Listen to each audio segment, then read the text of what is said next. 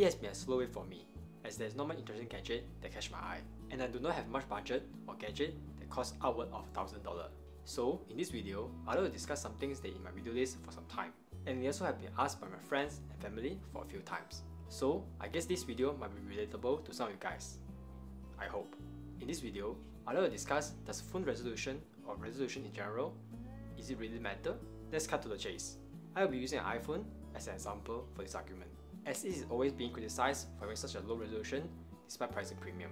The recent iPhone, such as the iPhone 12, managed to boost to a higher resolution, but there is always a competitor with 1440p or even 4K resolution, while being priced almost the same. The main thing to focus is pixel per inch, PPI in short.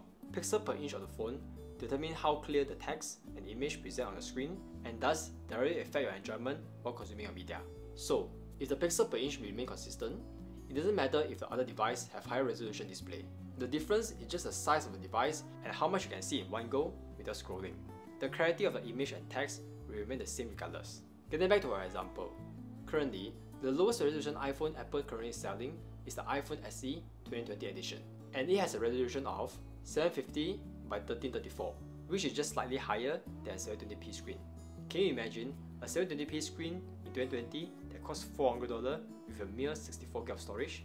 I understand most people will look past the resolution since the A13 chip in the phone is so powerful, but if you just look at the spec sheet itself, you might find the resolution is a letdown. The iPhone SE 2, we will just call it for sake of simplicity, boasts a 322 pixel per inch, and this standard has been used by Apple all the way back since the iPhone 4 in 2010. Everybody is celebrating, and I'm here working on this video for you guys. Like and subscribe if you find this helpful.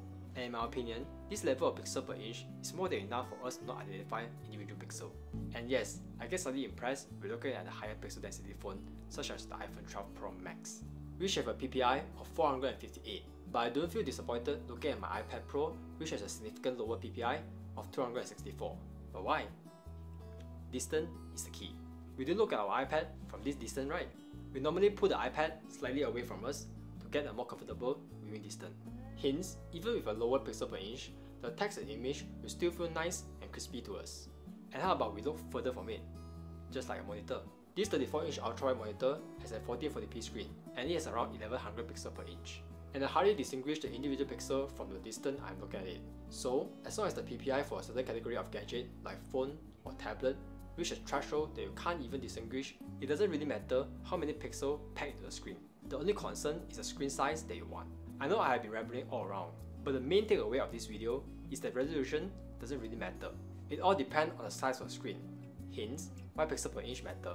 So I hope this video clears some misunderstanding that you need a higher resolution screen, whereas you should be looking at the pixel per inch of the device. Like and subscribe if you find this video helpful, and thanks for watching. Ciao!